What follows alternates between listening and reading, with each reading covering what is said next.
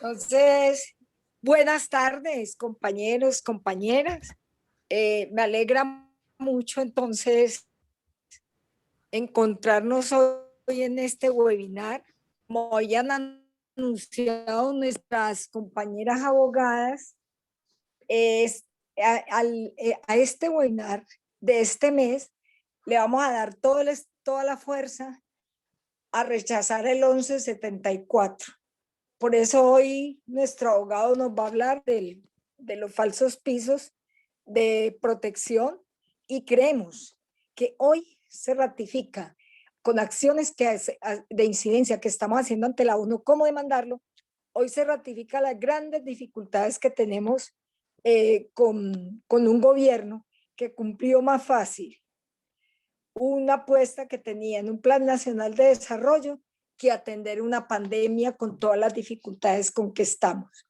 Por eso Juan Felipe Díez Castaño, que es nuestro abogado hoy, nos invita a que miremos el piso, los falsos contenidos del piso de protección social que se propone, y creo que en este tema hoy vamos a aunar varios asuntos. Primero, contarles que desde la Central Unitaria de Trabajadores seguimos luchando porque de verdad la salud y la seguridad social se cumpla en este país y se le inyecte el dinero necesario para que sea una realidad. Dos, la Central Unitaria de Trabajadores hoy le apuesta a una unidad en la parte política y a una unidad de candidatos y de programas que permitan realmente darle alivio al país. Y por último, le apostamos a que estas pandemias, tanto la pandemia laboral, que después de la pandemia sanitaria nos quedó la pandemia laboral mucho más grave, la pandemia de la salud en cuanto a atención y servicios es todavía peor. Es decir, estamos como en el desierto y picados de muchos mosquitos y nadie nos puede atender. Así más o menos es como la Central Unitaria de Trabajadores define hoy la necesidad de que este gobierno por lo menos explique cómo ha atendido la pandemia y cuáles son los aciertos de esa atención, porque no hay ningún resultado hoy positivo. Y en ese sentido, creemos que las demandas, las acciones de demanda internacionales, las nacionales, van a acompañar el accionar del equipo jurídico siempre para poder erradicar estos decretos tan lesivos. Por eso hoy agradezco profundamente la presencia de todos los hombres y mujeres que han llegado, y yo quiero que las compañeras Stephanie o Miriam presenten al doctor Juan Felipe y nos presenten el tema. Desde el Comité Ejecutivo de la Central Unitaria de Trabajadores les estaremos entregando durante todos estos días las definiciones y conclusiones que se tengan para bien continuar en esta pelea, y por ahora pues estamos articulando nuestro pliego de emergencia con el referéndum Chao Duque, y esa es nuestra máxima instancia. Invitarlos también a que preparemos con una fuerte movilización en las regiones y con el distanciamiento o movilización virtual este 8 de marzo. Se valen las dos formas de movilización, van a encontrar personas que dicen que sí salen, y vamos a encontrar también movilizaciones virtuales en las cuales todas y todos podamos participar denunciando por lo menos el feminicidio, denunciando la violación a niños y niñas, y denunciando también el asesinato a los líderes sindicales y a las lideresas. Por eso este 8 de marzo le vamos a dedicar muy profundamente a los feminicidios y al geofeminicidio, término que acuñamos para que sepamos que este 8 de marzo es un 8 de movilización, también de luto, pero también de mucha lucha, porque las mujeres tienen mucho que decirnos en este contexto. Entonces, Miriam, por favor, y Stephanie nos presentan hoy el tema y nos presentan el abogado, y las dejo con este tema que va a ser muy, Gracias. muy importante importante para que en las regiones, como les han dicho las compañeras, si necesitan más que ellas asesoren en este tema, más que ustedes reúnan la gente de las regiones y las compañeras vayan y expliquen, o los diferentes abogados que se han acercado a nuestro equipo. Entonces, esta es una de las apuestas en el plan de acción este año, llegar con contundencia con los temas que tenemos, asistir todos los temas que van a enfrentar ustedes de desempleo, los temas de vacaciones y licencias anticipadas que se dieron, y prácticamente la forma como está quedando la salud y la seguridad social en el país, la vinculación y la tendencia a este tema del teletrabajo, que ya hemos planteado ante la OIT un montón de situaciones laborales importantes, para que entre todos y todas podamos hacerlo. Decirles también que un tema que iniciaremos en los próximos webinars es este tema de economía del cuidado, que va a acompañar, digamos, todas estas reivindicaciones que las compañeras abogadas nos traen, y que esta plataforma pues realmente ha atendido con mucha precisión todos los desbarates de nuestra situación laboral y de todo lo que en el contexto de pandemia. Una feliz tarde para todos y todas, y entonces nos vemos ahora en el cierre. Gracias, Ligia.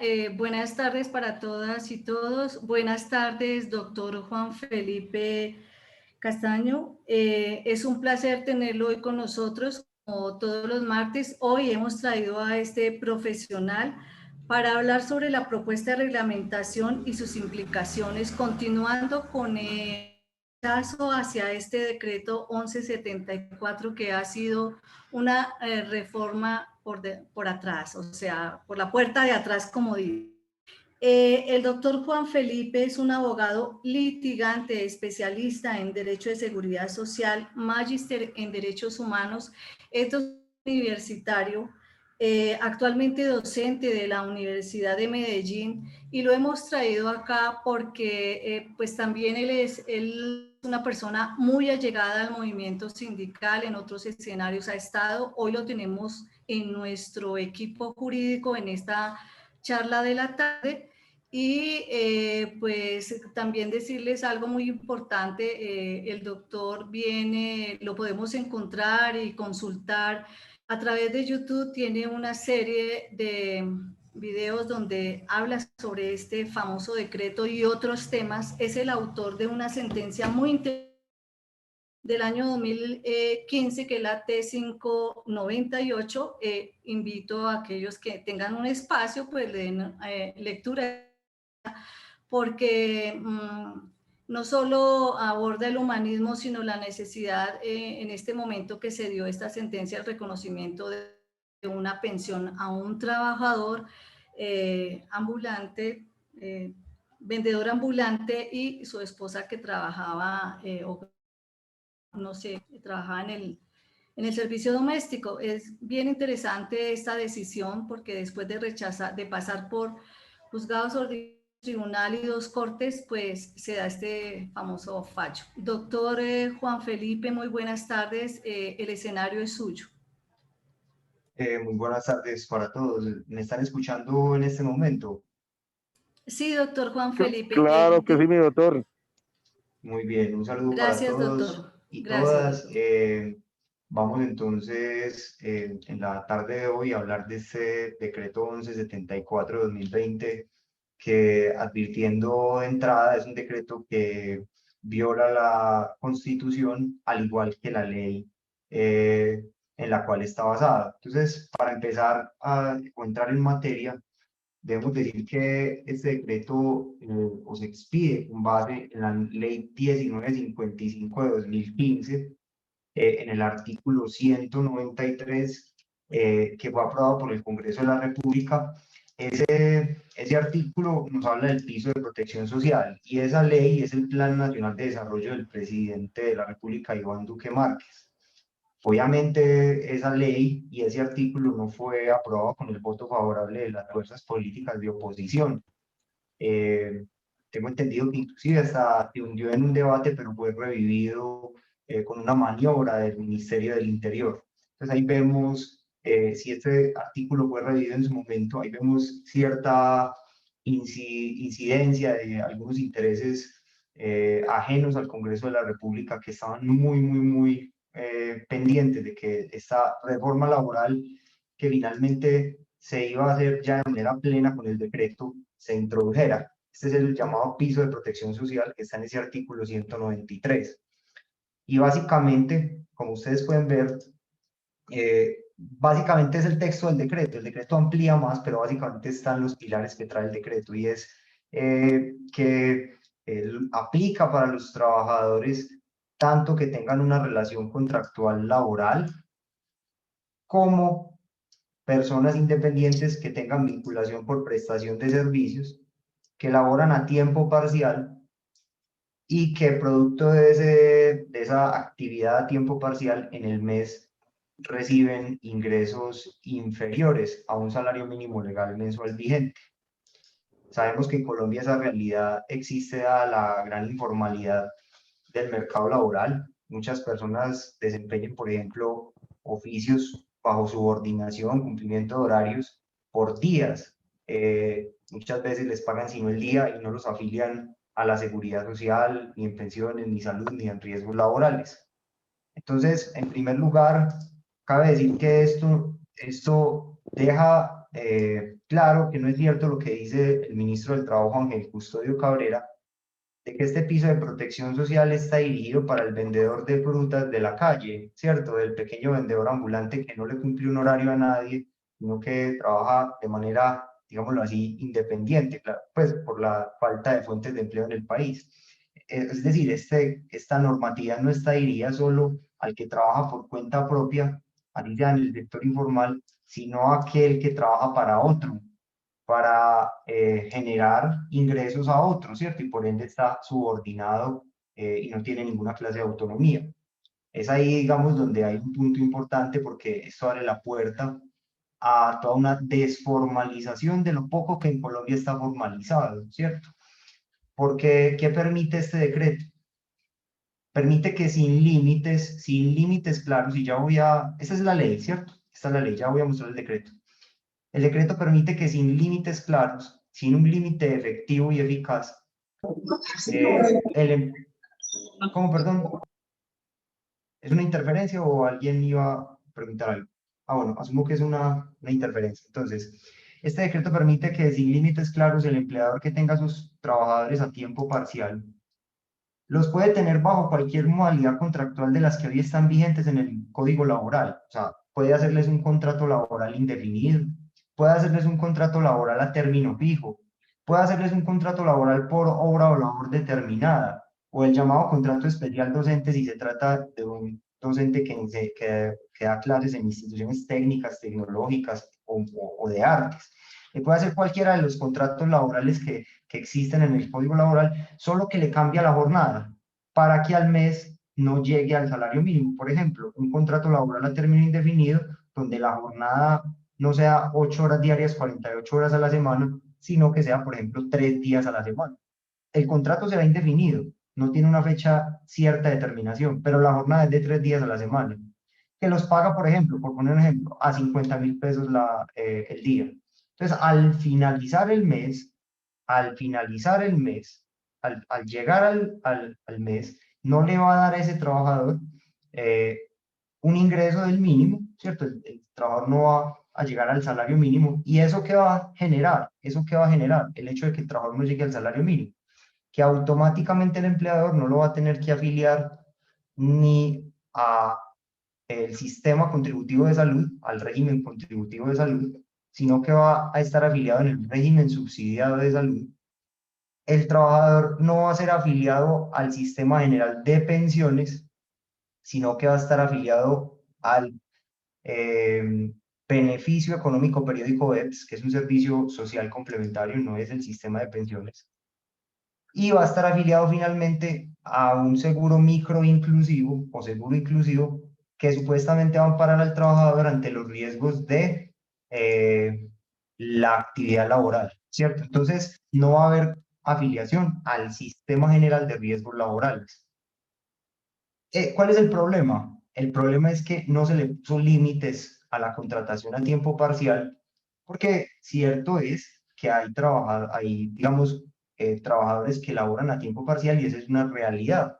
El problema es cuando yo no le pongo límites y le abro la puerta a los empleadores para que abusen de esta figura, como puede ser este caso. ¿En qué sentido? En que un empleador va a preferir a la hora de crear un nuevo puesto de trabajo, va a preferir a la hora de crear un nuevo puesto de trabajo, crearlo a tiempo parcial que no crearlo a tiempo completo. ¿Por qué lo va a hacer? Porque si lo crea a tiempo parcial, primero, no va a tener que afiliar al trabajador al sistema de seguridad social integral, ¿cierto? Que trae unos costos de afiliación, afiliar a pensión, afiliar a salud, afiliar a riesgos laborales, trae unos costos. Eh, Precisamente entonces no lo va a contratar a tiempo completo y va a utilizar estas figuras como las jornadas a tiempo parcial para que el trabajador no llegue al salario mínimo en el mes y no afiliarlo a la seguridad social integral. Y segundo, porque también va a tener unos ahorros en materia prestacional.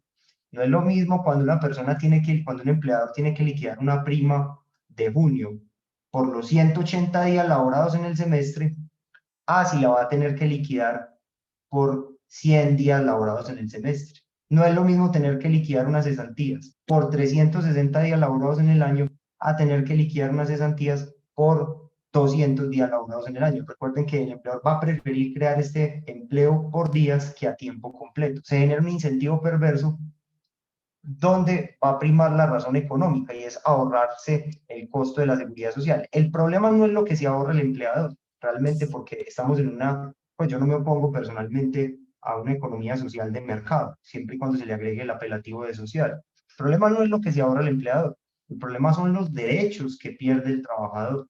¿Cuáles son los derechos que pierde el trabajador al no estar afiliado al sistema general de pensiones, al sistema de riesgos laborales y al sistema contributivo de salud?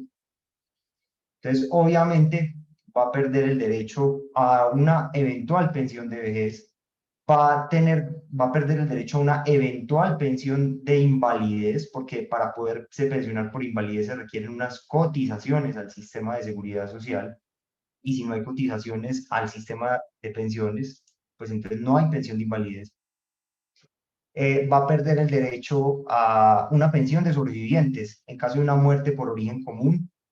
Como no tiene semanas cotizadas al sistema de pensiones, pues sus beneficiarios, llámese hijo, cónyuge, compañera o compañero permanente, padres dependientes económicamente, no van a poder presentarse ante el sistema de pensiones a reclamar una eventual pensión de sobrevivientes, derecho que ya tenían adquirido los trabajadores colombianos subordinados. Y pasa lo mismo en materia de riesgos laborales, no va a haber ni pensión de invalidez ni de sobrevivientes de origen laboral. Esos son los derechos que a grosso modo pierde. También pierde las incapacidades remuneradas porque no va a haber afiliación al sistema contributivo de salud, que es el único que reconoce incapacidades remuneradas según la normatividad vigente.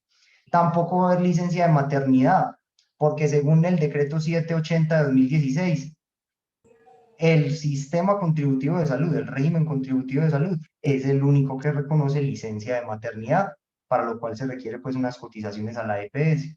Entonces no va a haber licencia de maternidad, la trabajadora se va a ver abocada en la época de la lactancia a una dicotomía, y es o cuida a su hijo y le da el amor y el afecto en esas primeras semanas, o sale a trabajar y lo deja abandonado para poder obtener el sustento, porque si no hay licencia de maternidad remunerada, entonces no va a haber cómo comprar la comida en la casa.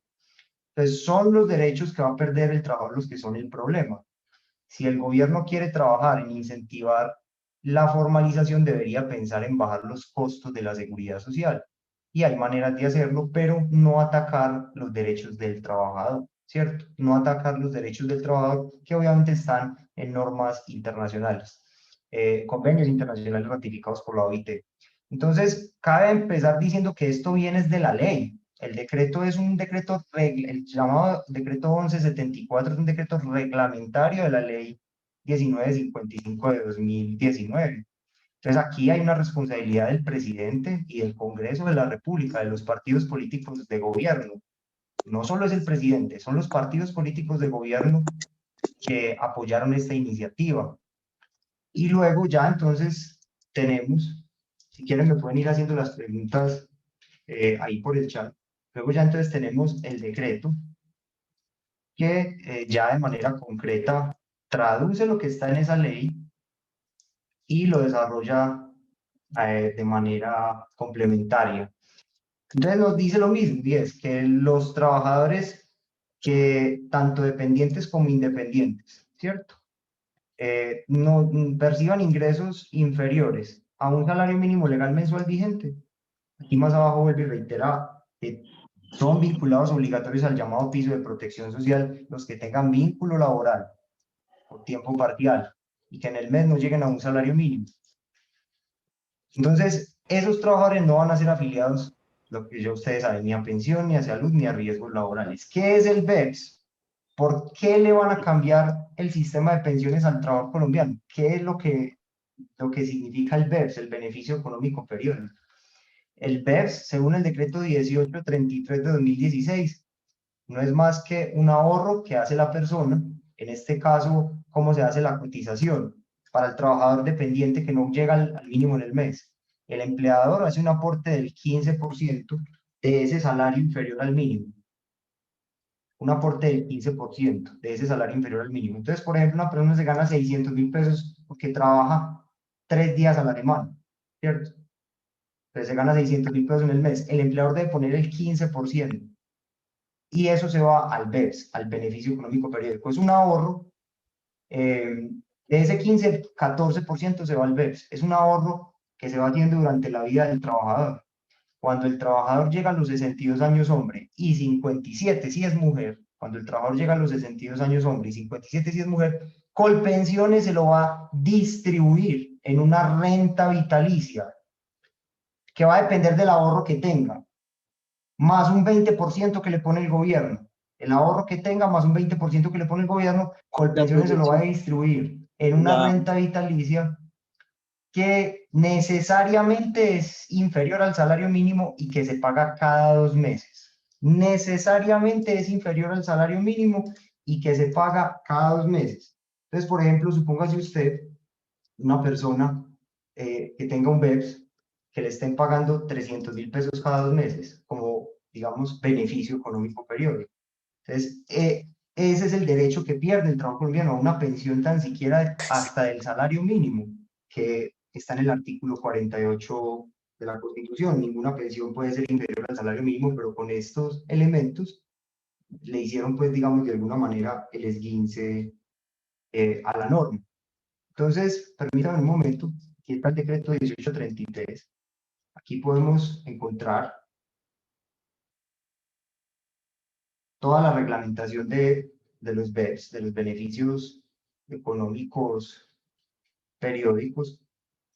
Y aquí les voy a mostrar que no les estoy diciendo ninguna falsedad, de que realmente los BEPS son una suma que se paga bimestralmente, o sea, cada 2 meses, y que necesariamente es inferior al salario mínimo legal mensual vigente. Miren, el valor del beneficio será liquidado mensualmente y no podrá superar en el mes el 85% de un salario mínimo. Pero ojo con esto, el pago de la anualidad vitalicia o beneficio deberá efectuarse bimestralmente. O sea, el pago es cada 2 meses, bimestral es cada 2 meses.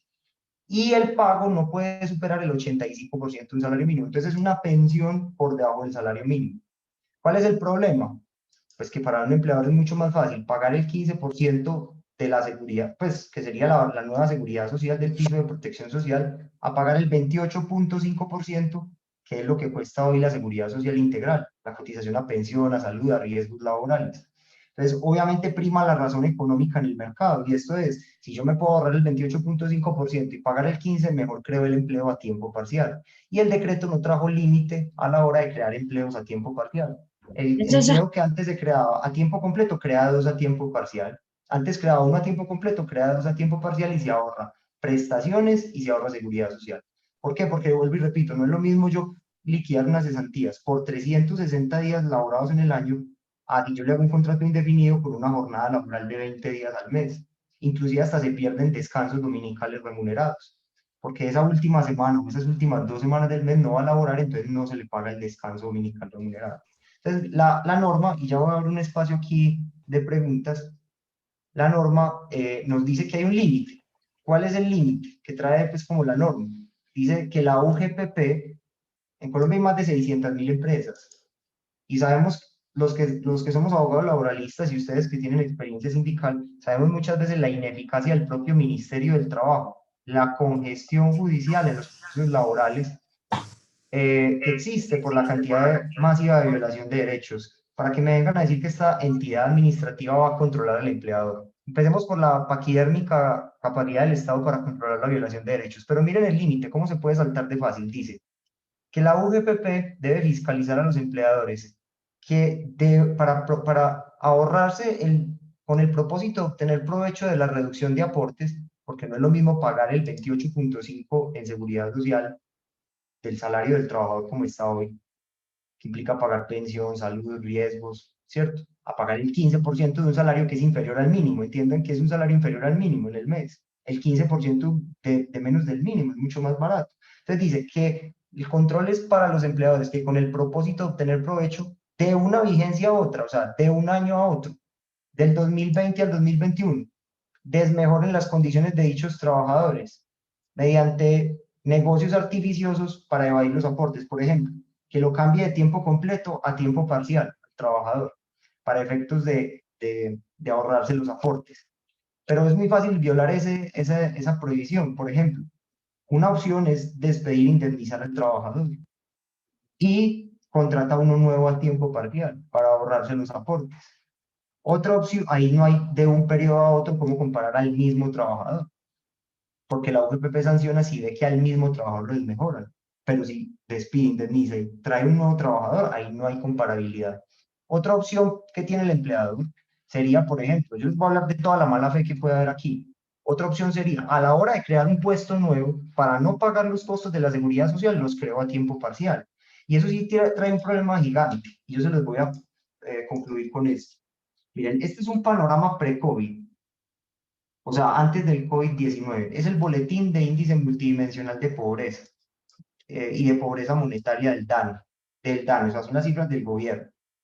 En Colombia, el 35.7% de la población, según el DANE, o sea, más de la tercera parte, no se ganaba 327.674 pesos mensuales. Esto los ubicaba en situación de pobreza monetaria. Estamos hablando de antes del COVID, 2019, boletín 2019, falta el de 2020, no lo han querido despedir. Entonces, si más de la tercera parte se gana se gana menos de 327.674 pesos mensuales, lo que los ubica en situación de pobreza monetaria, o sea, el 35.7% de los colombianos está en pobreza monetaria al 2019. No llegaba a esto. ¿Cómo piensa el gobierno solucionar esta pobreza monetaria incentivando a los empleadores a que contraten a tiempo parcial para ahorrarse los costos de la seguridad social y de las prestaciones? Porque entonces yo lo que veo es que antes es que vamos a estar en un círculo vicioso. Porque si yo quedo incentivado a contratar por menos del mínimo, entonces la gente no va a llegar, ni pues va a mantenerse por debajo de la línea de pobreza en Colombia. No va a haber una intención de solucionar este problema. Entonces, pues no sé si a grosso modo queda un panorama muy claro de lo que es el decreto. Hay más particularidades. Yo felicito al equipo jurídico de la CUD. En este momento hay que decir que estamos en una demanda de inconstitucionalidad juntos. La Corte nos indicó el proceso. Yo hice una demanda de inconstitucionalidad porque yo soy abogado laboralista de trabajadores pensionados y también litigante, entonces a mí me duelen estas cosas. También asesorado sindicatos, etcétera, etcétera. Y yo celebro que la CUD haya procedido a demandar y bueno, pues nos tocó este proceso juntos que actualmente obra con radicado 139.22, o sea, 13.922 del 2020 de la Corte Constitucional, donde pues estamos pidiendo la declaratoria de inconstitucionalidad. Y está Diógenes, ¿cierto?, que era el anterior presidente, y los otros integrantes, y soy yo también aquí. nos acumularon las dos demandas de inconstitucionalidad contra la ley, porque esa ley viola la Constitución, viola tratados internacionales sobre derechos humanos en materia laboral, viola convenios de la OIT y bueno, viola también la Constitución. Esperemos, es muy dura la Corte Constitucional de hoy, hay una clara mayoría de magistrados de un corte, digamos, conservador, y hay una minoría de magistrados más de un corte independiente, por decirlo así. Entonces es duro, pero vamos a ver qué pasa con todo esto. Yo creo que hay buenos argumentos para que se caiga ese piso de protección social. Si alguien tiene preguntas hasta ahí, o puedo ir precisando detalles adicionales para que esto no se vuelva como un monólogo. Compañeros, ¿alguien tiene una inquietud para el doctor Juan Felipe? ¿O él puede continuar? Hola, Miriam, gracias. Heriberto, buenas tardes, ¿cómo estás? Sí, buenas tardes para todos y todas.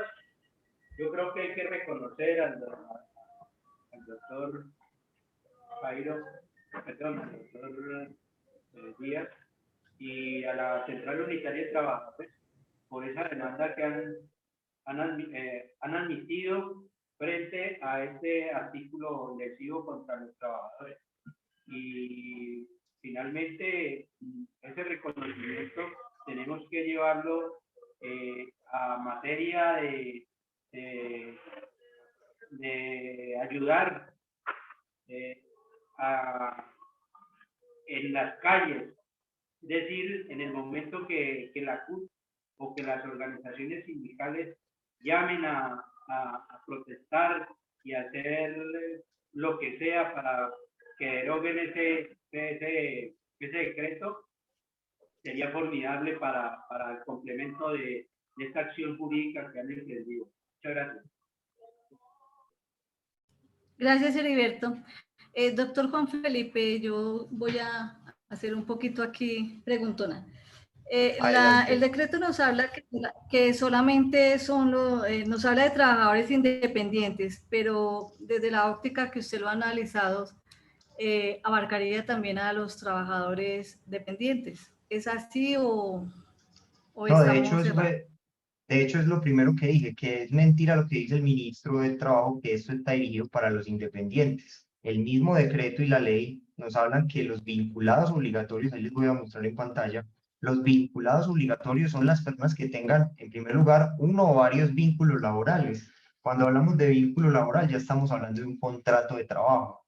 Entonces, esto también está dirigido a los trabajadores dependientes. Pero el problema, ¿cuál es? Que se incentiva que la nueva mano de obra se cree a tiempo parcial y no a tiempo completo.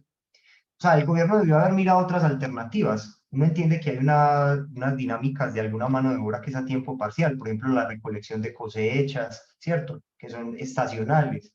Pero debió haber mirado alternativas donde, por ejemplo, impulsar a las empresas a crear mano de obra a tiempo completo a la vez que podía contratar por periodos limitados a tiempo parcial, ¿cierto? Para no ponerle límites a eso, por decir algo, que una empresa que alcance una nómina de 20 a tiempo completo pueda contratar uno o dos máximo a tiempo parcial hasta por 1 o 2 años. Es decir, porque hay que ir buscando una formalización del mercado informal hay que ir buscando la posibilidad de que se vaya, digamos, progresando la posibilidad de integrar a los trabajadores que tienen estas realidades. Pero es que el gobierno no le puso un límite, o sea, no le dijo, mire, empresa, si usted tiene una nómina de tantos a tiempo completo, o incentivo para que llegue a ese número a tiempo completo, para que tenga este pequeño beneficio por un periodo determinado, digamos por la pandemia, por 1 o 2 años, ¿cierto?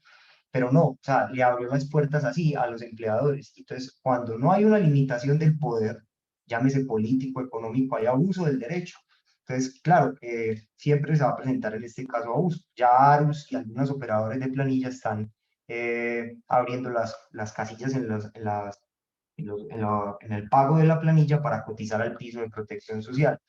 Imagínese usted, por ejemplo, un muchacho, yo le ponía este ejemplo al ministro en una entrevista, un muchacho de 28 años que tenga una niña recién nacida y que lo contraten en una obra de construcción a término fijo a 1 año a 27 días al mes. Como labora 27 días al mes, no llega al salario mínimo en el mes, porque el salario mínimo mensual equivale a 30 días, ¿cierto? Entonces, lo contratan a 27 días para que no llegue al mínimo en el mes. Entonces, tiene un vínculo laboral a término fijo a 1 año, con una jornada de 27 días. Sufre un accidente de trabajo que lo deja inválido en el 80%. Esa persona se va a presentar al sistema de seguridad social a pedir una pensión de invalidez y no va a tener derecho a eso. ¿A qué va a tener derecho? A un seguro inclusivo. ¿Qué es un seguro inclusivo? Dice que es un seguro que amparará al trabajador de los riesgos derivados de la actividad laboral. Es un seguro inclusivo, le van a dar 5 millones de pesos, 6 millones de pesos por una invalidez del 80%, una sola vez. No queda con pensión, como hoy, que tiene una pensión vitalicia, si tiene una invalidez de más del 50%, etcétera. Por eso puse el ejemplo del 80%. Imagínense como las coberturas del SOAT. Una persona tiene una pérdida de más del 50% de PCL, ¿y qué le paga el SOAT? Le paga 180 salarios mínimos diarios, una sola vez, 5 millones de pesos. Entonces, se pierde la pensión de invalidez, se pierde la pensión de sobrevivientes de origen laboral, porque un seguro inclusivo es un eufemismo para decir, es un eufemismo, una forma distinta de llamar, da este micropago, pero no es una pensión. Así se libera al sistema financiero de la carga de pagar las pensiones, y ya sabemos quiénes son los dueños del sistema financiero. Pero paralelamente se le entrega la plata de los BEPS al sistema financiero. ¿Por qué? Porque ustedes me dirán, es que esa plata va para Colpensiones, Colpensiones la administra. El decreto 1833 de 2016 dice que el régimen de inversiones, ya les voy a mostrar, el régimen de inversiones de los BEPS lo define la Junta Directiva de Colpensiones. ¿Ustedes creen que a quién le dan esa plata para que la administre? ¿A quién le dan la plata de los BEPS Colpensiones? A los bancos. Entonces, mientras les quitan a las ARL, que son del sistema financiero, la obligación de pagar pensiones de invalidez y de sobrevivientes a través de este piso de protección social, a los trabajadores más vulnerables, que son los expuestos a más altos riesgos, le dan la plata de los ahorros de los BEPS, que son microahorros, pero que son sumas significativas a estas entidades. Y otro punto, mucha gente, por ejemplo, no mira también algunos temas que tiene el perjuicio el BEPS frente a la pensión de vejez, que es el siguiente. Ese trabajador a tiempo completo, mire este parágrafo 2 de este artículo, todo esto es el decreto 1833 de 2016, que es el decreto único reglamentario del sector de las pensiones. Este artículo 2.2.13.5.2 trae un parágrafo que dice lo siguiente. Supóngase que la persona vinculada a tiempo parcial con contrato laboral esté haciendo unos ahorros durante toda su vida en el BEPS, porque no llega nunca al salario mínimo. Entonces lo tienen a salarios a 500, a 600 mil pesos mensuales y le van cotizando al BEPS. Si la persona fallece antes de cumplir la edad para hacerse acreedor al BEPS, ya dije que son 62 hombres y 57 mujeres, el monto de la plata más los rendimientos se lo dan a los herederos. ¿Cierto? Entonces todos decimos, ah, qué bueno, al menos le dan esa platita a los herederos. Pero pongan atención a esto. Si la persona ya tiene la edad, ojo con esto, la persona ya tiene la edad, los 62 años hombre y 57 mujeres, y contrata la renta vitalicia que se paga cada 2 meses, ¿qué pasa? La aseguradora del BEPS le va a pagar una renta vitalicia de acuerdo a la vida probable, que está en la resolución 1555 de 2010 de la Superintendencia Financiera de Colombia. Por ejemplo, en Colombia a un hombre de 62 años, aquí lo voy a poner en pantalla, a un hombre de 62 años, que aquí es donde tengo el cursor, le quedan 21 años de vida probable. Entonces, ¿qué hace la aseguradora del BEPS? Coge la plata que tenga en el ahorro y se lo proyecta a 21 años de vida probable que le quedan. ¿Cuál es la ganancia de la aseguradora? Que si se muere antes de esos 21 años, silencien el micrófono por favor, si se mueren antes de esos 21 años, hay un ruido por ahí, hay una persona, a ver, yo silencio. ¿Quién será el que tiene abierto el micrófono? Un ruido muy fuerte que... El compañero Jesús Antonio Díaz. Colabórennos, por Por favor. favor, compañeros, ya el doctor va a dar espacio si es que hay preguntas, pero por favor mantengamos el micrófono apagado mientras él termina. Gracias. Entonces, la persona contrata el BEPS a sus 62 años hombre o 57 si es mujer, y le proyectan un pago con base en ese ahorro por el resto de vida probable, 21 años, ¿cierto? En este caso, 21 años. ¿Cuál es la ganancia de la aseguradora? Que si esa persona de 62 años se muere antes de los 21 años de vida probable, la aseguradora se queda con el resto de la plata. Esa es la ganancia de la aseguradora en el BEPS. O sea, Colpensiones le contrata una renta vitalicia a esa persona con la aseguradora. Si la persona se muere antes de la vida probable, Después de los 62 años, la aseguradora se queda con la plata, esa es la ganancia. Si la persona vive más, la aseguradora pierde, porque le tiene que pagar más de esos 21 años la renta bimensual o bimestral, pues los 300.000 pesitos cada 2 meses, si tiene sobrevida. Pero si muere antes de los 21 años, la aseguradora se queda con el ahorro que haya en esa cuenta que fue construida con el aporte mes a mes. Entonces, mire ustedes los problemas, se ve el beneficio completo hacia cierto sector de la sociedad colombiana, que no es precisamente el más vulnerable, porque las aseguradoras pertenecen al sector financiero. Entonces yo les pregunto a ustedes cuál es el Estado Social de Derecho. Por eso yo cuando hice un video que se viralizó, dije que este decreto rompía el compromiso de las diversas ideologías que en la Constitución de 1991 confluyeron para reconducir los conflictos de manera civilizada en un Estado social de derecho democrático, porque es que esto ya es una radicalización de cierto sector de la sociedad colombiana en desconocer a los trabajadores. Es cambiar ese talante democrático, colectivo y bilateral del trabajo que defiende la OIT, y por eso ustedes siempre llaman al tripartismo, a dialogar entre el Estado, los empleadores y los trabajadores, es cambiar ese talante democrático del tripartismo por el unilateralismo. O a la CUT la tuvieron en cuenta a la hora de expedir este decreto, no lo tuvieron en cuenta. Entonces eso lo tuvieron en cuenta los empleadores, básicamente como hacía Mussolini en Italia o Hitler con el Código del Laboro, que era, decretaba cuáles eran las normas laborales unilateralmente y eliminó los sindicatos, ¿cierto? Los sindicatos fueron eliminados en el 33 en junio por Hitler y en el 24 por Mussolini. Entonces es una estructura unilateral del trabajo donde se le dice a las personas cuáles son sus derechos, pero no se le permite a los trabajadores participar en la construcción. Y además que retrocedemos históricamente, porque imagínense cómo le va a decir a un muchacho de 28 años que tiene una niña de 3 meses, que acaba él de perder el 80% de pérdida de capacidad laboral en un accidente de trabajo, que no tiene una pensión de invalidez. Entonces son dos sujetos de especial protección que quedan ahí desamparados. ¿Cuál es ese Estado social de derecho? Esto es muy grave. Es la peor reforma laboral que se haya hecho en la historia. Ni siquiera Álvaro Uribe se atrevió a tanto. Si ustedes miran la demanda, nosotros citamos muchos convenios. Por ejemplo, ¿por qué esa ley es inconstitucional y por ende el decreto? Por ejemplo, hay un convenio de la OIT ratificado por Colombia que es el convenio número 3 de 1919. Es uno de los primeros convenios de la OIT, del primer año de ejercicio de la OIT. ¿Sabe qué dice ese convenio de 1919 que está ratificado por Colombia? Dice que toda trabajadora, sin excepción, en toda empresa, la trabajadora tiene derecho a recibir licencia de maternidad, tiene derecho a recibir licencia para su manutención y que el importe será fijado por la autoridad competente de cada país y que será satisfecha por el Tesoro Público o por un sistema de seguro. Pero dice toda trabajadora, no dice que las de tiempo parcial sí y que las de tiempo completo, perdón, que las de tiempo completo sí y las de tiempo parcial no, dice a toda trabajadora, dice, en todas las empresas comerciales, públicas o privadas y en sus dependencias, con excepción de las familiares, la mujer tendrá, ¿qué derechos? Todos estos. En especial el C, recibir licencia de maternidad. O sea, la licencia dura, según el convenio 3, duraba 6 semanas. Ya estamos en Colombia en 18, ¿cierto? Pero el convenio habla de 6. Pero que durante ese periodo tiene derecho a recibir prestaciones para su manutención, o sea, la licencia remunerada.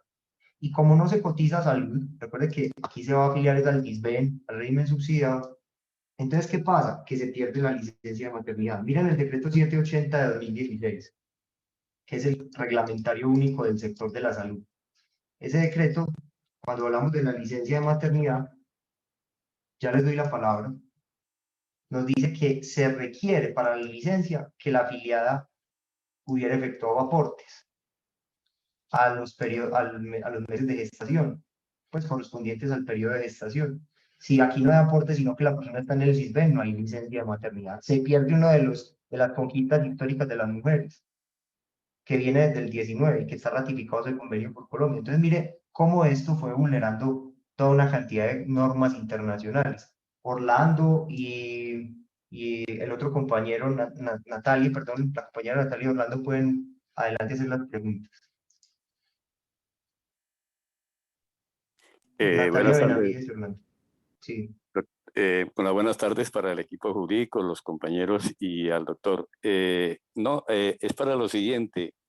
Antes incluso de salir, en tiempo de la pandemia, de salir este decreto de contratación parcial o por horas, se presentó fenómeno de despidos masivos en las empresas.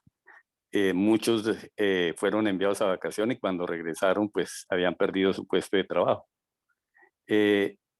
Y muchos fueron de nuevo vinculados y seguramente que ya bajo esta figura, porque últimamente lo están vinculando, pero esta figura. Entonces, obviamente que jurídicamente eso habría una demanda, pues porque sí, pienso yo que fueron despidos injustificados, pero a donde yo quiero llegar es que es legal o ilegal lo que hacen los empleadores de romper el vínculo laboral completo o de contrato completo, tiempo completo, para pasarlo a la figura que habla tal decreto o el decreto que está usted explicando, doctor. Bueno, desde la estricta óptica de la ley, sí, pero desde la óptica de la Constitución, no. Entonces esos son debates que se van a tener y la Constitución está por encima de la ley. ¿Por qué digo que desde la estricta óptica de la ley sí? Porque ya les reglamentaron el abuso con este decreto, ¿cierto? Ya les reglamentaron el... Ahora, en ese caso hay una salida y es, por ejemplo, hablar de ese control que trae el decreto, que dice que si a una persona la desmejoran de un periodo a otro, a la misma persona, si la desmejoran de un periodo a otro, aquí lo vuelve y lo muestra. Pero un momentico llego aquí, exacto. Dice que si a una persona la desmejoran de un periodo a otro con el propósito de obtener provechos en reducción de aportes, que la UGPP lo sanciona. No dice nada más. Entonces, el empleador, listo, lo sancionan y paga la sanción. Pero no hay otro elemento ahí que diga que se entenderá que el nuevo contrato es inválido, etcétera, etcétera. No lo hay. Eso hay que construirlo en los estrados judiciales. Entonces, desde la óptica de la ley, les han legalizado todas esas violaciones a los empleadores, pues, que obran así, porque no todos, yo también he hablado con muchos empleadores y muchos dicen, no, ese decreto no lo vamos a utilizar, más bien nos vamos a ir por un decreto anterior, que es el 2616 de 2013. Ese es otro decreto que permitía cotizar proporcionalmente a los días laborados y que no incentivaba la contratación a tiempo parcial. Pero uno entiende que hay situaciones, como les decía, por ejemplo, periodos de cosechas, donde hay trabajadores estacionales. Pero hay muchos empleadores que no están de acuerdo con este decreto también. Es que esto tampoco es de como de polarizar. Entonces, bueno, desde la óptica de lo estrictamente legal, sí, pero desde la Constitución no, porque hay un principio de primacía de la realidad sobre las formalidades que está en el artículo 53 de la Constitución Política, que dice que en el derecho laboral prima la realidad por encima de lo que haya en el papel. Entonces, eventualmente todos esos acuerdos que fueron hechos para defraudar al sistema de seguridad social podrían ser objeto de demandas laborales y los jueces determinar que el contrato laboral se ejecutó sin solución de continuidad, que nunca realmente terminó y que siempre se entendió, en el entendido de que nunca se terminó, pues que se siguió ejecutando y que por ende fue indefinido y que el empleador debe cancelar los aportes a pensión, a salud y a riesgos laborales que no hizo en su momento. Porque eso trae otro problema. Y es que, ¿qué pasa? Supongamos que no vuelve y contrata a la misma persona, sino que la despidió, ¿cierto? Esa persona de 50 años, hombre, que de pronto va a ir a volver al mercado laboral a buscar trabajo, quizá encuentre un nuevo empleo a tiempo parcial, pero como con este decreto no se cotiza pensión, él ya tenía 1000 semanas, le faltan 300, ¿cierto? A los 50 años, para llegar a las 1300. Tiene 50 años, todavía tiene mucha vida laboral por delante, tiene todavía 12 años para llegar a los 62, tiene 1000, le faltan 300. Entonces se va a ir a buscar un nuevo empleo y va a encontrar un empleo a tiempo parcial donde no le cotizan la pensión. ¿Cómo va a cotizar las pensiones? Pues para llegar a las 1300 en Colpensiones. O si está en un fondo privado, ¿cómo va a cotizar las 1150 que le faltan para la garantía de la pensión mínima en el fondo privado. Entonces, no las va a lograr porque está cotizando al BEPS a tiempo parcial y no al sistema de pensiones. Entonces, mire que eso también pone en peligro el derecho a la seguridad social de trabajadores que ya habían hecho un amplio tránsito hacia la consolidación de sus derechos pensionales, no solo a las nuevas generaciones, que en principio sí va a ser más a las nuevas generaciones las que afecta, porque los jóvenes cuando vayan a buscar un empleo lo van a encontrar preferiblemente a tiempo parcial que a tiempo completo, porque el empleador va a evitar crear esos puestos a tiempo completo para ahorrarse la seguridad social. Entonces, no sé, Orlando, si fui claro en eso. Eventualmente eso sí puede ser objeto de demandas y pedir que se aplique este principio, ojo, lo voy a mostrar aquí a continuación, en la Constitución, que está en el artículo 53, que nos habla del principio de primacía de la realidad sobre las formalidades. Si esa figura de despedirlo y volverlo a llamar solo fue una figura artificiosa para evadir aportes, el abogado de ese trabajador cuando demande puede pedir que se aplique este principio del artículo 53, que se lo voy a señalar, de la Constitución Política del Derecho Laboral, primacía de la realidad sobre las formalidades establecidas por los sujetos de las relaciones laborales. Ese negocio de despedirlo a contratar fue artificioso, fue para evadir aportes, pero ontológicamente, en esencia, se trató del mismo contrato, que hay que mirar si era indefinido, entonces que se condena al empleador a pagar los aportes no realizados a pensión, a salud y a riesgos. No sé, Orlando, si quedó como claro este punto o esa tesis que acabo de plantear. Doctor, no, supremamente claro, le agradezco mucho su explicación. Muy amable. Natalia, Natalia tiene pregunta para el doctor Juan Felipe. Sí, buenas tardes para todos. Buenas tardes, doctor. Bueno, hace 8 días planteé la pregunta, pero infortunadamente se me apagó el celular cuando me estaban orientando al respecto. Pues yo pertenezco a la ADE, sin embargo, pues tengo inquietud, digamos, frente al tema pensional de esta propuesta de los BEPS que se le plantea, digamos, que se plantea como una alternativa para aquellos que son más vulnerables. Sí. En el caso digamos, de una persona, 2 escenarios, una persona que ya se vaya a pensionar, ya tenga la edad de pensión, que haya hecho aportes, pero que ya no le alcance para pensionarse, o sea, el número de semanas cotizadas no le alcanza para dar una pensión, se presenta como una, digamos, como una alternativa para obtener digamos, una renta. No. Y el tema del servicio médico, ¿sí? Porque porque estarían incluidos dentro del Sisbén. Para las personas que son independientes, también se presenta como esa alternativa de la posibilidad de tener servicio médico, y pues casi en todos los escenarios hablo acerca del tema de la posibilidad, por ejemplo, aquí en Bogotá, que tiene un trabajador independiente de afiliarse a Salud ARL y demás, que el costo aproximado son 200.000 pesos, algo así, en las 2 entidades que en Bogotá son legales. Las demás, pues son estas empresas de papel que les ofrecen costos entre 70.000, 90.000 pesos para poderse afiliar a esos 3 que los afilian a Caja de Compensación, ARL y Salud. Entonces se presenta a ellos como esa alternativa para que puedan tener salud dentro del sistema de seguridad social. Sí, no el contributivo, ahora se me olvidó el término, perdón, sí, del Sisbén. Sí, no el contributivo, el subsidiado, del subsidiado. Entonces, el panorama, o digamos, si realmente esto se apalancó, voy a ver si trato de ser muy clara porque esto suena a veces fuerte, pero si se apalancó en estos que son más vulnerables, que realmente sí les estaría sirviendo a ellos, pero que eso iría en detrimento de la formalización laboral, ¿es algo así? O definitivamente también para ellos es un sistema perverso, y qué opciones tendrían en esa situación. Gracias. Claro, no, es muy clara la pregunta. Mire, hay que empezar diciendo que la misma OIT tiene una recomendación 202 del año 2012 sobre los pisos de protección social. Y la OIT parte de la idea de que la noción de trabajo decente no es absoluta, El trabajo decente se compone de 4 elementos: los derechos fundamentales en el trabajo, la generación de empleo, la protección social, que es la protección para la vejez, la invalidez y la muerte y la salud, y el diálogo social, que está muy relacionado con la actividad sindical.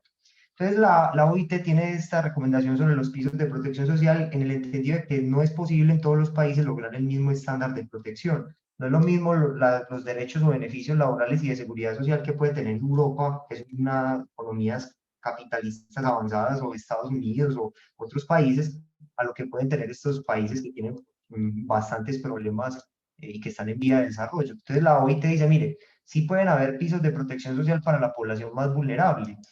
Entonces, digamos, en Colombia, desde la Constitución, desde la reforma constitucional del 2005, desde el acto legislativo número 1 de 2005, se previó que ninguna pensión podía ser inferior al salario mínimo, pero que no obstante, sí, no obstante, podían existir beneficios económicos periódicos inferiores al salario mínimo, ¿cierto? Para esas personas vulnerables que no hacían parte del mercado laboral, que eran informales, etcétera, etcétera. Entonces, con base en la recomendación 202 de 2012 de la OIT, el que implementó de manera más concreta el sistema BEPS fue el anterior gobierno, el del presidente Santos, pero ese sistema estaba pensado para, como usted bien lo afirma, para el trabajador independiente que no trabajaba para otro y que, no es, y que era un vendedor informal. O sea, por ejemplo, es el pequeño campesino de una parcela que no le alcanza para cotizar a pensión, no le alcanza para cotizar a salud, no le alcanza para cotizar a riesgo, porque vive del pan coger. El señor que vende aguas aromáticas en la calle o tintos. Esas personas inicialmente estaba pensado para ellos, para irles dando una garantía para su vejez. Obviamente, la Constitución dice que podía ser inferior al salario mínimo. Entonces, por eso yo hablo de decretos que datan inclusive del año 2013 frente a los BEPS. Ahora, ¿ese es un modelo válido? Pues ya esa es una pregunta, pues digamos, para la realidad colombiana, para esos trabajadores informales, o ¿cuál es el punto más delicado? Son los trabajadores dependientes, ¿cierto? Los que tienen vínculo laboral, porque no están trabajando para sí, sino para otro. Están produciendo ingresos es para terceros, ¿sí? Entonces, pero frente a los independientes, a los que, digamos, son trabajadores del sector informal que laboran por cuenta propia, que no tenían nada, y que el BEPS presenta algo frente a lo que no tenían, eso ya estaba, no había necesidad de expedir el decreto 1174, porque ya venía desde el año 2013, inclusive, ya el BEPS existía. Ese campesino agricultor de una pequeña parcela podía poner lo que pudiera mensualmente, que 10.000 pesos, que 20.000 pesos mensuales. Al final, a los 62 años, el gobierno agregaba el 20% y le daba la renta vitalicia. O si no alcanzaba a cotizar las 1.300 semanas, podía tomar la plata de la indemnización sustitutiva de Colpensiones y introducirla en un BEPS. Se la devolvían como renta vitalicia, ¿cierto?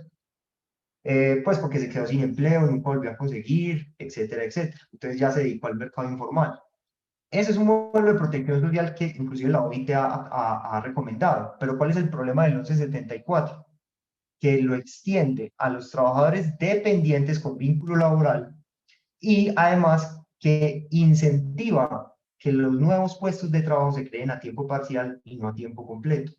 Lo que hace que el mercado laboral haya legitimado y haya incentivado, o se haya incentivado a que el mercado laboral establezca salarios legales por debajo del salario mínimo y que elimine los derechos en materia pensional, en materia de seguridad social, que ya tenían los trabajadores formales. Es decir, uno no puede pretender formalizar desformalizando lo que ya estaba.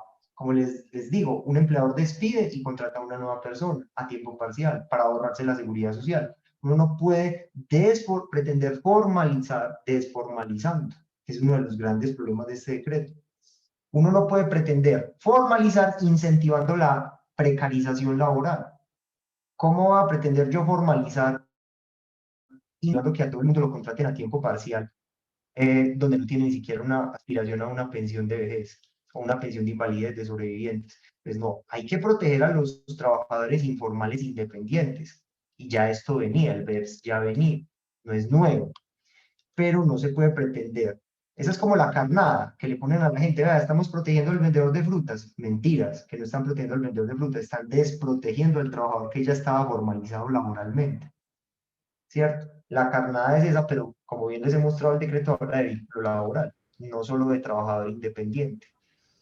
Entonces, es eso. Ahora, si ese es el modelo adecuado o no, beneficios inferiores al salario mínimo es el modelo adecuado. Pues, por ejemplo, miremos en España.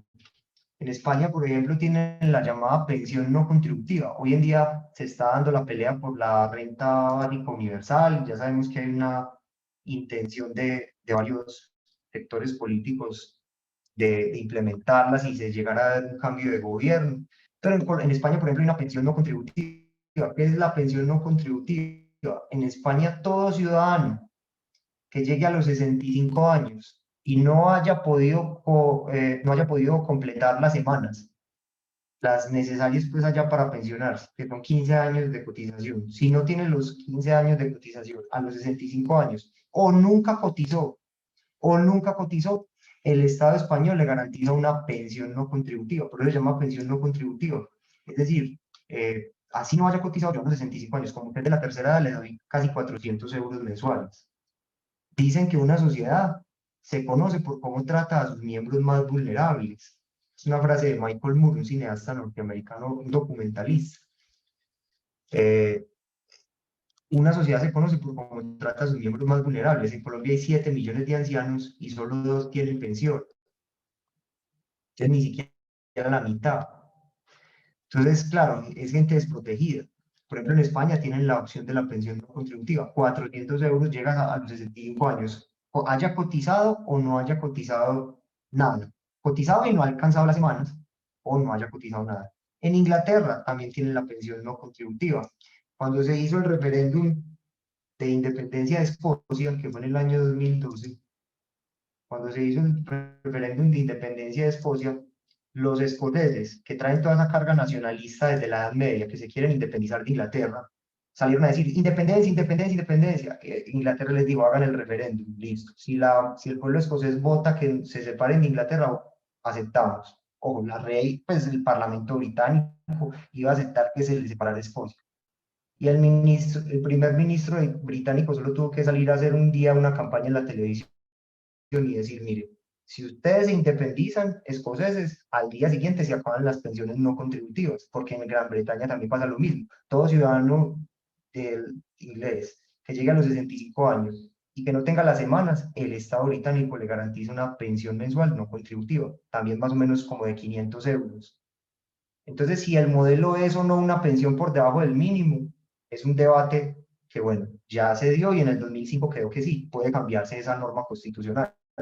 Pero hay otros países, como España e Inglaterra, que no están en él y que precisamente no son países comunistas, porque son normas que vienen antes inclusive desde mucho tiempo atrás, ¿cierto? Son países capitalistas, pues Inglaterra es un país capitalista. Entonces, esto no es ni de socialismo ni de comunismo, como también muchas veces quieren desviar los debates, es de protección de la tercera edad en condiciones de dignidad. Entonces, los escoceses, ¿cómo votaron ese referéndum? No se separan ni el berraco. Si me van a quitar la pensión no contributiva, no voto la independencia ni por el berraco. Yo sigo siendo ciudadano británico con tal de que me sigan pagando mi pensión, así ya muy escocés. Entonces, esa es la realidad y el modelo es ese o no. Ya ese debate es un debate más político.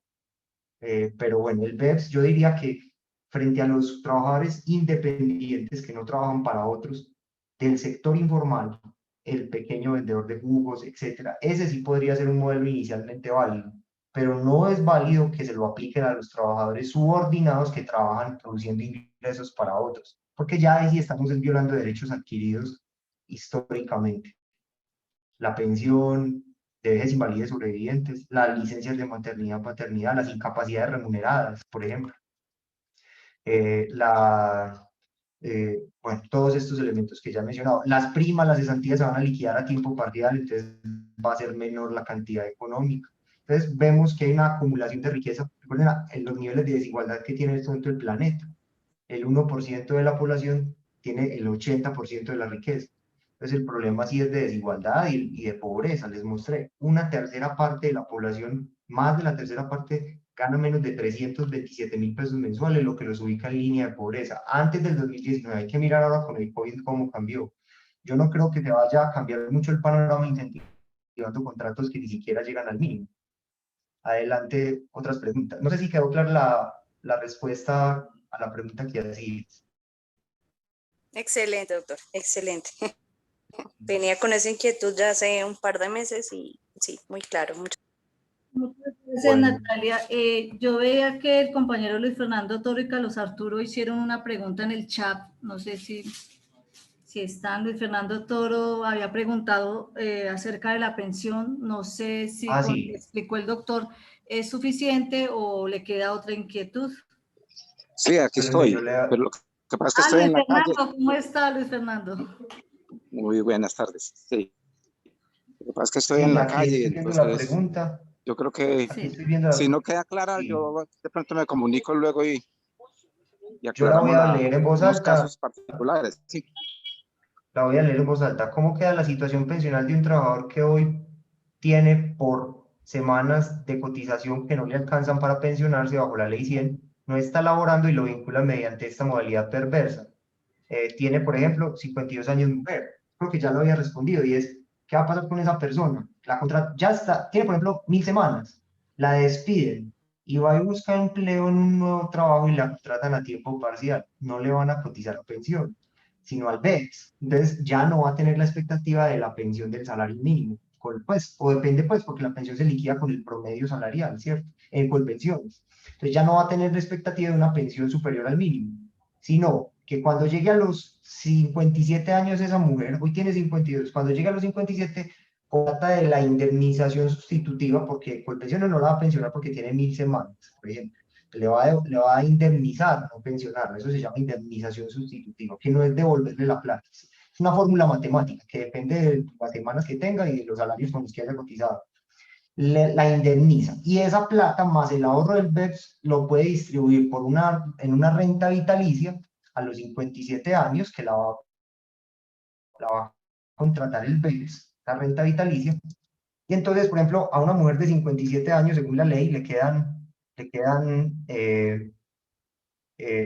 aquí dice, una mujer de 57 años, le quedan 29 años de vida probable. Entonces, cada 2 meses le dan, de acuerdo al ahorro que tenga, con una fórmula matemática que es compleja de explicar, pues aquí en una sesión de estas. Yo tengo varios videos de YouTube donde explico todas estas fórmulas, por si lo quieren ver en mi canal. Entonces, le quedan 29 años de vida probable, le van a dar cada 2 meses una renta bimestral, o sea, cada 2 meses, dependiendo de ese ahorro, que va a ser lo que tenga en el BEPS y la plata de la indemnización sustitutiva, que la pueden meter en una sola bolsa, pues, y se la distribuyen cada 2 meses por el resto de vida probable, pero recuerden, necesariamente inferior al mínimo. Si ella ya contrataba la renta con la aseguradora del BEPS, se muere, ya contratada la renta, se muere antes de los 29 años de vida probable, la aseguradora se queda con el resto de la plata que haya. Ojo, ya contratada la renta. Caso distinto es si muere antes de los 57, donde apenas está ahorrando. Porque si muere antes de los 57, sí le devuelven la plata a los herederos, que es lo que les mostré ahorita. Si la persona, y vuelvo y les muestro el artículo, si la persona fallece antes de cumplir la edad, para hacerse acreedor al BEPS, le devuelven la plata a los herederos. Dice el decreto 1833-2016.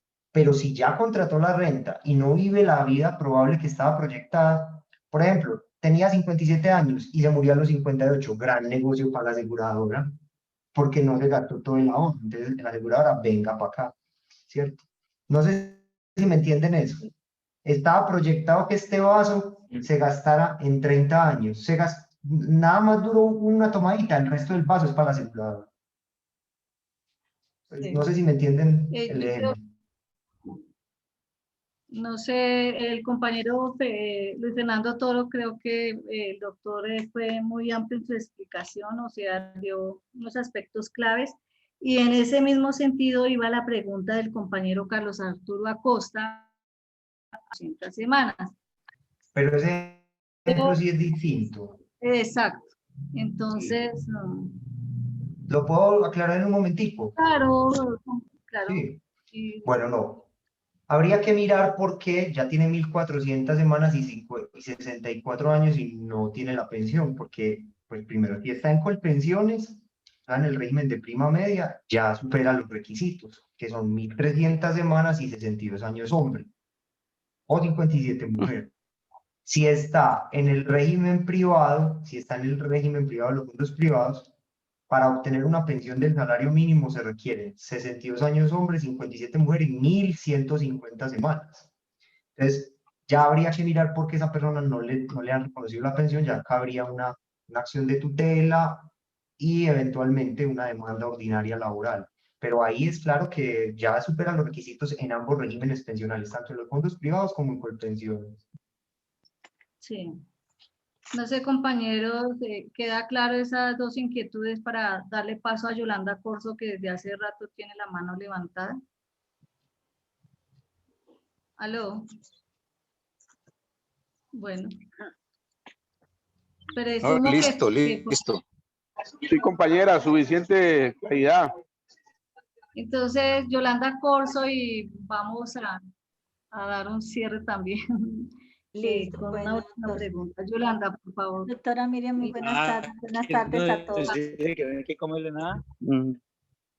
Una preguntita, yo te tengo una preguntita ahí. Por ejemplo, a los trabajadoras del servicio doméstico o a las cuidadoras en las que venían cotizando antes para una pensión porque estaban ya dentro del régimen pensional y ahorita fue una de las tantas damnificadas que tuvo con el gobierno y la pérdida de empleo con este COVID-19 que perdieron muchísimos trabajadoras. Y con la disminución y el decreto 1174 que quiere formalizar Colombia. ¿Ahí qué podemos hacer nosotros para poder tener como una argumentación clara, ya que ellas automáticamente perderían esa pensión? Pienso yo, con todo lo que usted ha manifestado el día de hoy, pasarían al régimen subsidiado automáticamente, ya que no les alcanzaría para un ahogo en el que ellas pudieran ahorrar para una pensión con un mínimo sobre el mínimo. Entonces, ahí, ¿cómo haríamos? Y es que eso es tan dramático porque ¿qué va a preferir un empleador? ¿Contratar una empleada del servicio doméstico a tiempo completo o a tiempo parcial? Si la contrata a tiempo completo, el costo de la seguridad social es del 28.5%. Es que por eso va a primar la razón económica. El costo de la seguridad social va a ser el 28 mínimo, el 28.5%, y estoy siendo muy reducido, inclusive es un poco más, cerca del 35%, con caja de compensación, etcétera. Es como el 35% del salario mínimo, ¿cierto? Póngase que le vaya a pagar el mínimo, o el 35% del salario mínimo es el costo de la seguridad social a nivel mensual. ¿Qué va a preferir? ¿Eso o contratarla a 5 días a la semana, a 4 días a la semana, donde al mes no va a llegar al mínimo en el papel? Entonces, como no llega al mínimo en el papel, porque labora 5 días a la semana, 4 días a la semana, no la tiene que afiliar a pensión, a salud y a riesgos. Entonces, ¿qué va a pasar? Que esa trabajadora que por ejemplo, hoy la despida producto de la pandemia y eventualmente vuelve a encontrar un empleo donde la contratan a tiempo parcial, pierde toda la aspiración de obtener una pensión del salario mínimo en Colpensiones en un fondo privado. Va a poder aspirar a un BEPS, que es una renta vitalicia inferior al salario mínimo y que se paga cada 2 meses. Eso es como el subsidio al adulto mayor, que lo pagan cada 2 meses y que son como 200.000 pesos bimestrales. Entonces, eso no es dignidad humana, eso viola todo el compromiso que debe existir en un Estado social de derecho para que haya un equilibrio social y no hayan, digamos, la gente no tenga que acudir a otros mecanismos violentos para resolver sus diferencias. Entonces, es un panorama muy dramático. Un empleador va a preferir, obviamente, contratar a tiempo parcial que a tiempo completo, por ejemplo, una empleada del servicio doméstico. Entonces, el gobierno no sabe el daño que le hizo a la clase, o lo sabe muy bien, o lo saben muy bien, o no tuvieron la suficiente asesoría a la hora de hacer esta norma. Uno de pronto cree mucho en la buena fe de la gente, pero realmente detrás de esto tiene que haber un interés muy oscuro porque es que es una norma que viola totalmente la dignidad de las personas. Me pronuncié bien y me entendiste. Sí, claro, doctor. O por lo menos desde esta orilla, sí, no sé, compañeros ahí. Sí, doctor, muchas gracias. Pues es que esa es la preocupación que se tiene, ya que muchas de ellas estaban a 5 o 6 años para una pensión y volver y ese retroceso tan tremendo que tienen porque ya tenían por ley un derecho a la pensión. Y en este momento las que estaban próximas 6, 7 años pierden todo. O sea, es un retroceso grande a la ley. Señora. Pues bueno, compañeros, no sé si hay otras preguntas, no estoy viendo desde acá, para poder dar el cierre que ya nos estamos acercando a otros compromisos pues, que tiene el doctor y que tenemos nosotros también. Ha habido un amplio, una suficiente explicación, entonces... Yo le levanté la mano, pero... Y participé. Ah, bueno, Heriberto, pues concretico. Doctor, sí, muy sencillo. Este decreto se lo aplican a todos, incluyendo aquellas personas que ya están cerca a la pensión, o hay una transición como en años anteriores. Bueno, resulta que si la persona le faltan 3 años por edad y por semana para adquirir el derecho pensional, tiene una estabilidad laboral reforzada. Entonces, si hay un despido, así lo indemnicen, puede por tutela pedir el reintegro laboral en las mismas condiciones del contrato laboral anterior. Vuelvo y repito, si le faltan 3 años por edad y por semanas para acceder al derecho pensional. O sea, el hombre entre los 59 y los 62 y la mujer entre los, entre los 54 y los 57 años. En esos 3 años anteriores, tanto en hombre y mujer, hay estabilidad reforzada. Si además de esas edades están en ese rango, le faltan 3 años también por semanas. ¿Cuáles serían las semanas? Pues en Colpensiones, si está entre las 1150 y las 1300, serían los 3 años anteriores, entonces tiene estabilidad reforzada. Y en un fondo privado, si está entre las 1000 y las 1150, también tiene estabilidad reforzada. Entonces, cumpliendo los dos requisitos que dije, el rango entre los 54 y los 57 mujer, y entre el hombre entre los 59 y los 62. Y dependiendo si está en Colpensiones o en un fondo privado, entonces en Colpensiones de las 1150 a las 1300, y en el fondo privado de las 1000 a las 1150. Teniendo esos dos requisitos, de edad y semanas 3 años antes, no lo pueden despedir. Si lo despiden, se puede intentar una acción de tutela para un reintegro laboral, porque hay un fuero de estabilidad que se llama la estabilidad reposada del prejubilado, que lo ha construido la Corte Constitucional. Entonces, esa sería la única manera, digamos, de conjurar un poquito el problema para estas personas que las vayan a despedir y luego las contraten bajo esa modalidad de tiempo parcial, que ya no les pueden cotizar las semanas que les faltan. Entonces, no, si ya la persona tiene las semanas y le falta la edad, pues listo, lo despidieron, esperan los 2 años que le falten y se reclama la pensión. Ese no es problema pues para el que ya tiene las semanas y le falta la edad. Pero el que no tiene ni siquiera aún las semanas y está en esos 3 años anteriores, tanto por edad como por semanas, tiene estabilidad reforzada, así el contrato sea término fijo, así el contrato sea por hora labor, y con mucha más razón si el contrato es indefinido. Puede tutelar para el reintegro laboral. Se llama estabilidad de prejubilado. Gracias, doctor.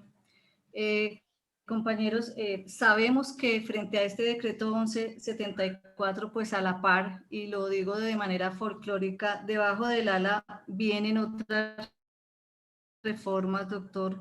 Por ahí hay una que viene caminando un decreto sobre el subsidio familiar.